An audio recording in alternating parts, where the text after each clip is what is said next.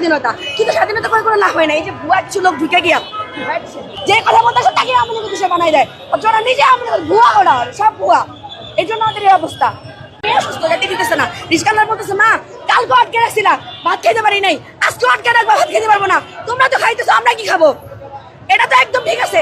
ওনারা রিস্কালা একটা জুলাই যুদ্ধ, কোন জুলাই এই যে আমাদের যে অবদান ছিল, এখানে কোনো রাজনৈতিক ছাত্রছাত্রীদের একা অবদান ছিল না, রিস্কালা ছিল, পথসূচি ছিল, প্রবাসীরা ছিল, সবার একত্রতার কারণে আজকের এই ভুয়া কিছু লোক ঢুকে গিয়া আমাদের একে মব সৃষ্টি করে। জনগণ কি ভাবতেছে যে আমাকে এখানে কালকে অনেকবার দেখা গেছে, সবাই মনে করতেছে কি আমিও এটার ভিতরে আছি, আমি এটার বিপক্ষে ছিলাম, আছি, থাকবো। আমি জানতাম যে এখানে ডেটটা হয়েছে 3 তারিখ, আপনি 3 তারিখ দেখেন, 3 তারিখ মতো ওয়েট করেন, বলে 1 বছর ওয়েট করছে, আর ওয়েট করতে পারবো না, 2 দিন ওয়েট করলে আপনার খুব খুব বেশি ক্ষতি হয়ে যাবে। এই জন্য আজকে এই অবস্থা।